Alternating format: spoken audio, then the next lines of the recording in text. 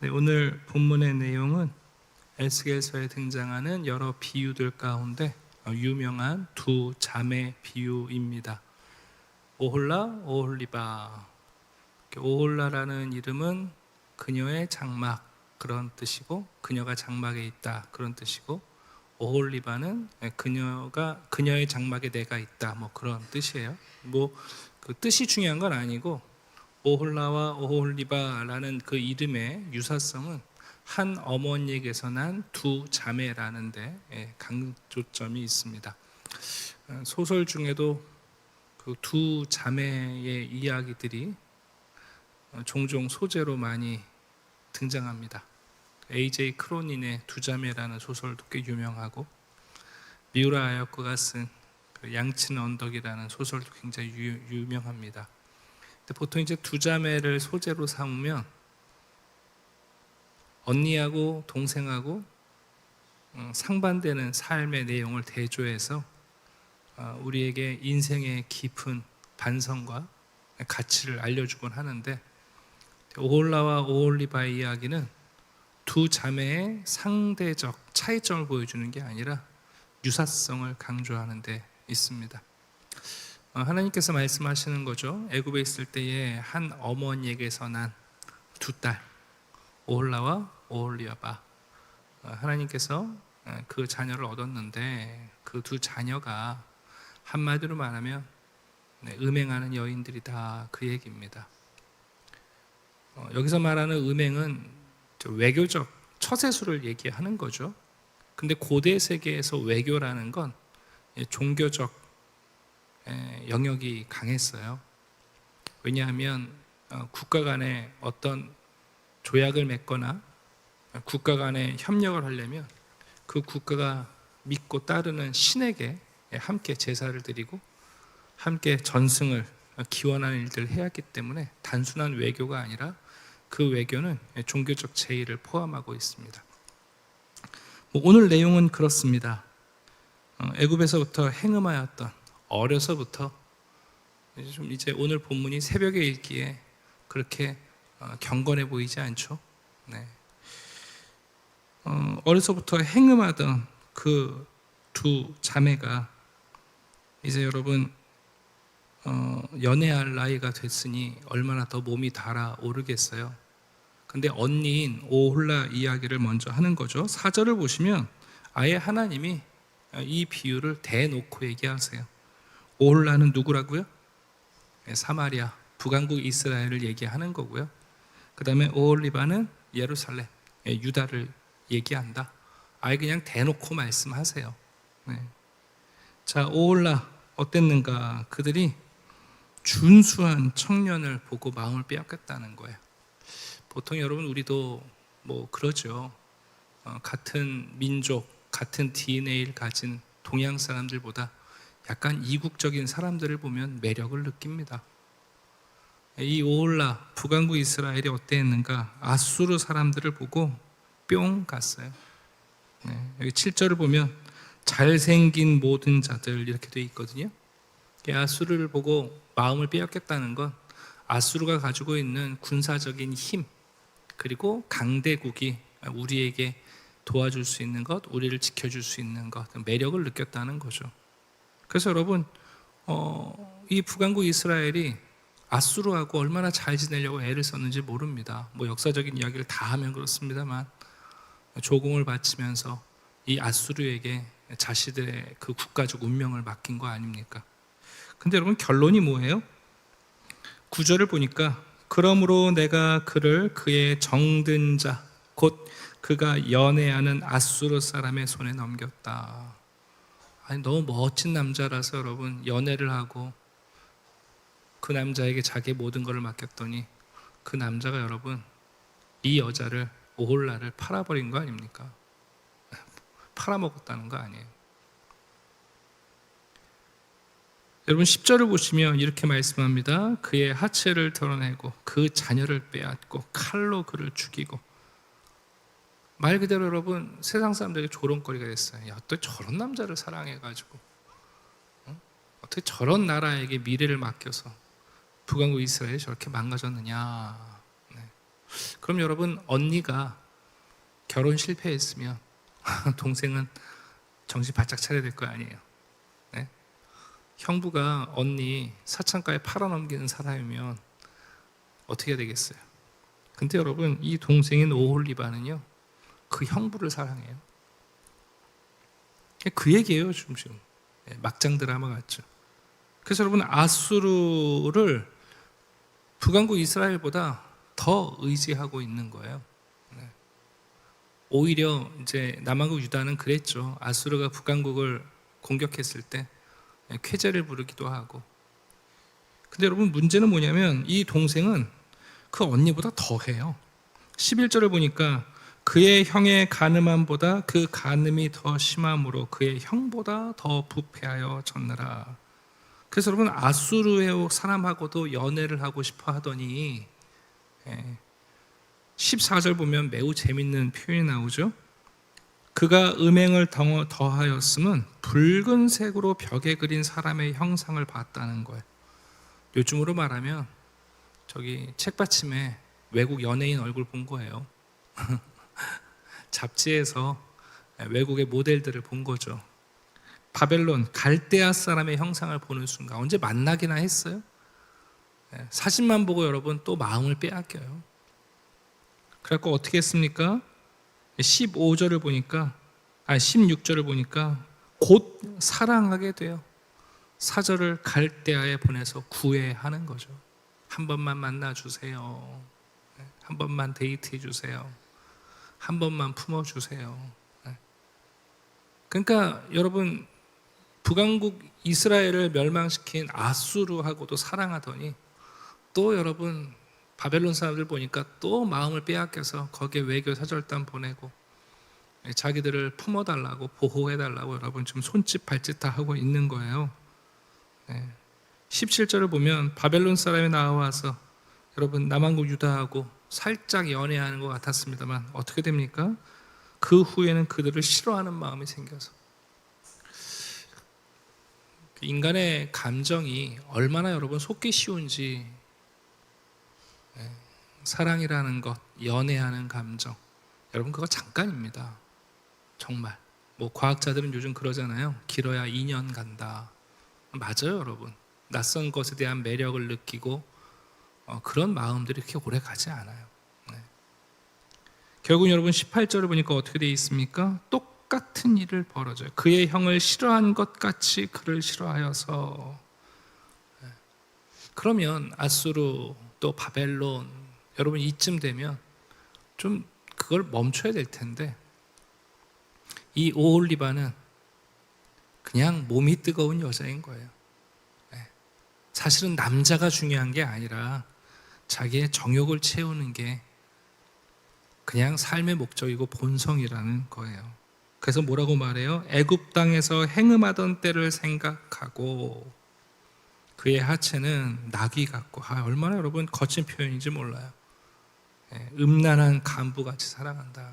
짐승들 보면 여러분 뭐 어디 숨어서 관계를 맺는 게 아니지 않습니까? 아무 데서나 발정이 나면 여러분 달라붙잖아요. 그 얘기를 하시는 거예요. 하나님께서 얼마나 유다에 대한 우상 숭배와 또 자기들의 생명을 존속하겠다고 이방인들과 여러분 하나님을 멀리하고 이방과 이방의 제사장들과 신들을 가까이 할 때 하나님이 볼 때는 정말 이렇게 보이시는 거죠. 그래서 말씀합니다. 네가 젊었을 때 행음하여 애굽 사람에게 하던 것을 아직도 생각하고 거기에 마음 빼앗기고 있다. 호세아서에 보면 호세아가 북왕국 이스라엘이 멸망할 때 선지자 아닙니까? 호세아가 이런 성적인 모티브를 자신의 가정에 품고 여러분 하나님의 메시지를 전하잖아요. 호세아 8장을 보면 이런 말씀이 있습니다. 그들이 홀로 떨어진 들나귀처럼 아수르로 갔고 에브라임이 값주고 사랑하는 자들을 얻었도다. 그들이 바람을 심고 광풍을 얻을 것이다. 다른 거 다 버리고 아수르 쫓아가겠다고 여러분. 가끔 야밤도주하는 딸들 있잖아요. 다 버리고 심지어 여러분 그 에스겔서 앞에 보면 그런 내용 나오지 않습니까? 행음하는 여자들은 화대라도 받는데 너희들은 뭐냐 대체? 돈을 갖다 쥐어주면서 음행을 행하느냐고 하나님이 책망하시는 장면이 나오는데 동일한 이야기입니다. 그것을 호세아는 말합니다. 바람을 씹는 것 같은데 그 광풍을 거둔다. 바람 난 게 여러분 바람 난 게 아니라 태풍을 몰고 올지를 모르는 거예요, 사람들이. 오늘 본문은 비유입니다. 그러나 여러분 통렬한 비유입니다. 사실 그렇지 않습니까? 남한국 유다는 이미 북한국 이스라엘이 어떻게 멸망했는지를 봤어요, 여러분. 그쯤 되면 여러분 지혜를 얻어야 될 거 아니에요? 네. 근데 이 본성이 안 사라져요, 여러분. 사실 우리가 어떤 선택을 할 때 여러분 그 선택을 해서 결국 그런 선택을 했던 사람들이 어떤 결과를 맞이했는지 모릅니까? 예를 들면 여러분 마약을 하는 사람들이 절제가 됩니까? 마약성 약물들이 여러분 시간이 지난다고 줄여나갈 수 있습니까? 그 뻔히 아는 거 아닙니까? 여러분 끝이 어쩐지 말로를 우리가 보잖아요. 알잖아요. 그런데 여러분 그거 안다고 해서 절제가 되는 게 아니에요. 못해요, 우리는. 여러분 오늘 본문에서 하나님은 두 가지를 말씀하십니다. 첫 번째는 뭐냐면 북왕국 이스라엘의 역사를 보고도 아무런 교훈도 얻지 못했다는 거예요. 아무런 교훈도. 권선징악의 이야기를 아무리 들어도 우리 교훈 못 얻어요. 또 한 가지는 뭡니까? 애굽에서의 음행을 여전히 갈망하고 있다는 거예요. 정말 우리는 가치 있고 의미 있는 일들이 아니라 그 옛날에 그 느꼈던 그 불량식품 맛을 못 잊어서 여러분 그 한때 재밌게 놀았던 그 순간을 못 잊어서 그걸 하고 나야 직성이 풀리고 그걸 선택해야 여러분 스트레스가 풀린다는 거 아니에요. 그거 어떡합니까 여러분 우리가 그런 거. 왜 여러분 이런 일이 벌어지는 줄 아세요? 너무 많은 것을 원해서가 아니라 너무나 적은 것을 원해서 그래요. 이제 청년들한테 뭐 신앙의 문제이긴 합니다만 예를 들면 그런 거예요. 한참 연애를 하고 결혼을 앞둔 청년들이 말도 되지 않는 배우자를 선택하려고 할 때가 많죠. 그럼 물어봐요. 왜 꼭 그 사람이어야 되느냐? 이유가 있죠. 근데 제가 물어봐요. 근데 그 남자가 너에게 좋은 애인이라는 걸 알겠는데 좋은 남편이 될 수 있겠냐? 좋은 아빠가 될 수 있겠냐? 좋은 사위가 될 수 있겠냐? 좋은 형부가 될 수 있느냐? 좋은 매형이 될 수 있겠느냐?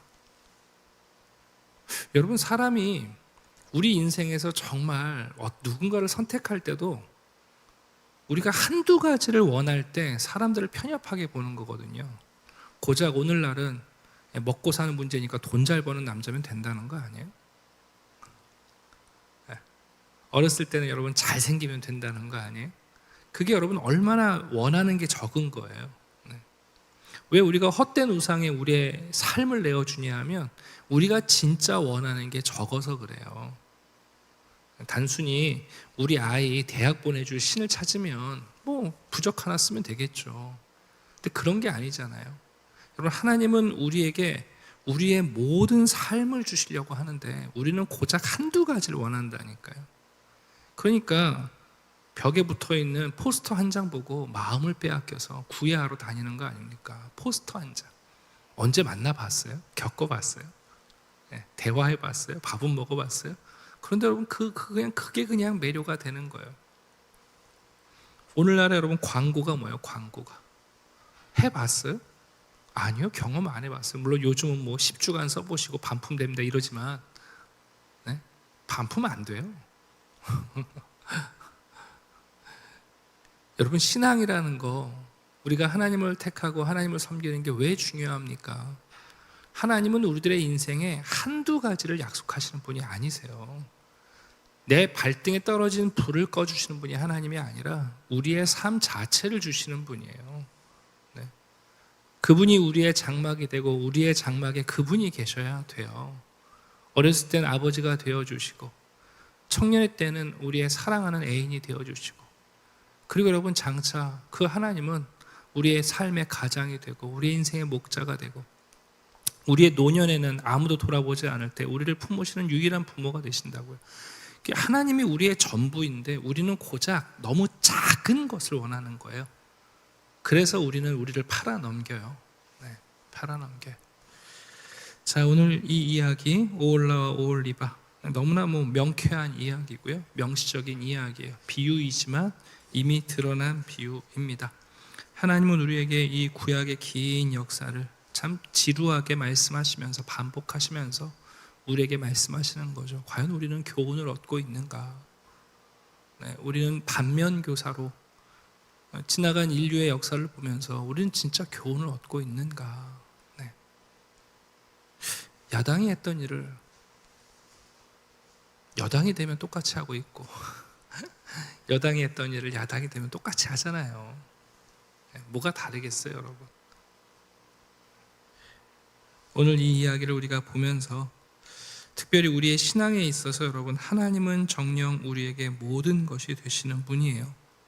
네, 하나님을 사랑하고 하나님의 매력을 느끼고 하나님과 함께하는 삶이 얼마나 풍요로운지를 우리가 이해하지 못하면 단말마적인 쾌락에 오늘도 우리의 삶의 일부를 어리석은 것들에게 내어주고 말 겁니다. 네. 어린아이들은 이렇게 살아요. 네. 젊은이들도 그래서 오판을 합니다. 근데 젊은이들만 그런 게 아니라 중년의 때에 큰 실수들을 합니다.